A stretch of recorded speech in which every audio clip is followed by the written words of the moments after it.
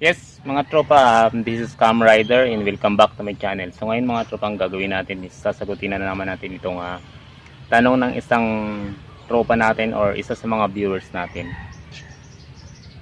Yan lang? Relax ka lang, Kit. Relax ka lang. So, ang tanong niya is ito.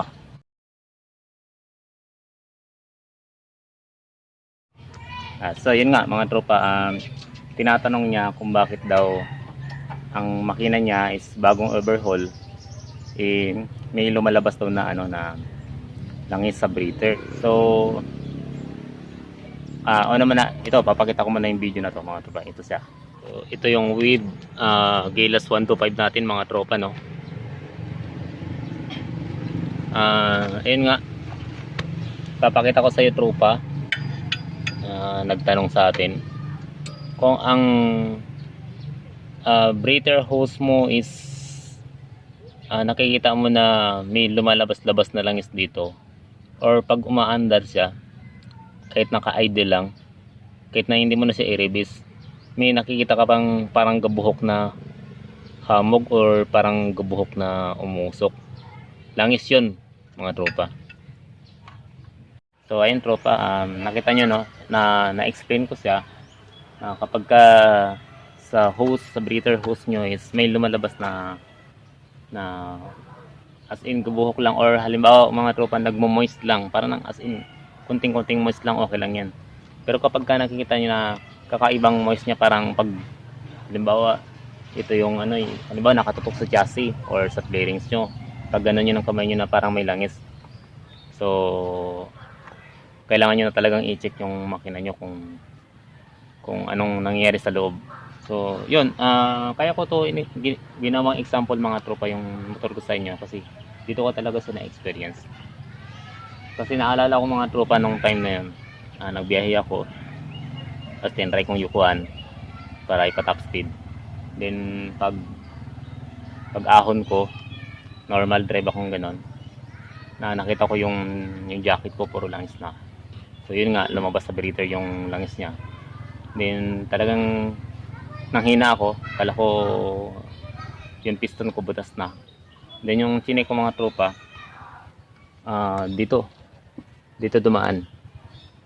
So unang-unang i-check yung mga tropa kapag dito dumaan yung singaw niya, dito dumaan, kasi mapapansin nyo, kaya ko sana nasabi mga tropa na dito dumaan yung compression or yung singaw, kasi makikita nyo naman may usok. Halimbawa, kasi usually naman mga tropang ginagamit natin Treban pag naglagay tayo ng Treban or Treban sa gasket, makikita nyo naman kung saan yung may sunog. So kapag nakita nyo yung may sunog dito banda, ibig sabihin dito siya. At saka mas mataas naman mga tropa na dito talaga sisingaw, kasi ito lang yung mas may maliit na part or manipis. Check nyo, unang i-check nyo mga tropa kung pantay ba, smooth ba. Kasi katulad nito, ayan, kita nyo ba, ayan garagal na siya. MTRT nito mga tropa, MTRT black na 57mm.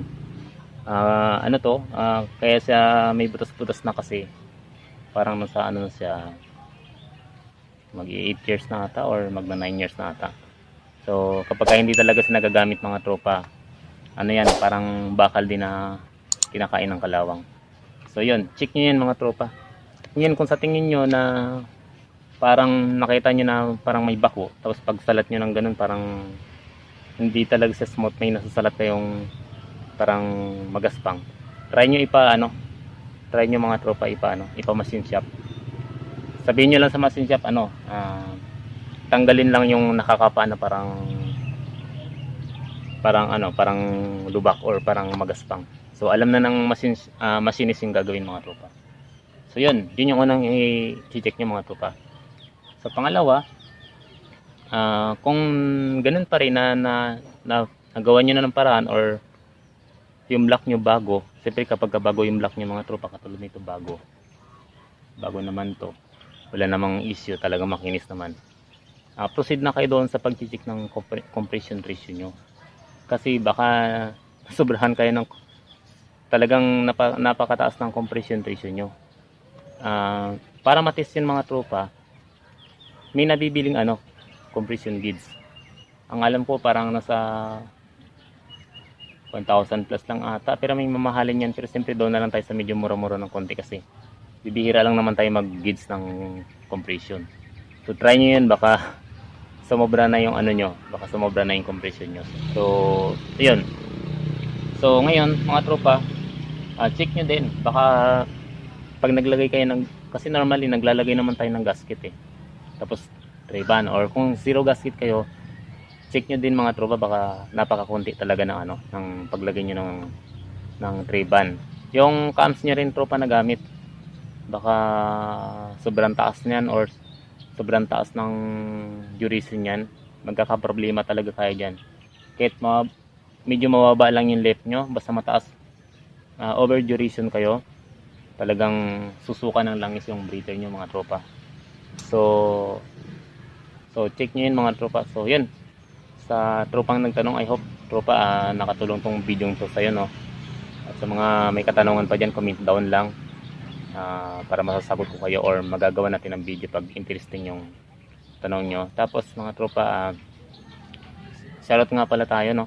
At sa lahat ng subscribers, ayun, pa 700 na tayo, so nakakatuwa talaga. Hindi ko namamalayan gumagapang ng umaangat yung subscribers natin, ano. So sa lahat ng subscribers, maraming salamat. Hindi ako magpapatuloy sa pag-vlog kung hindi dahil sa inyo. Salamat talaga sa solid na suporta. So ayan, shoutout nga pala sa PMB, sa PBC, saka sa lahat ng tropa. So doon na tayo mga tropa sa kasabihan, no?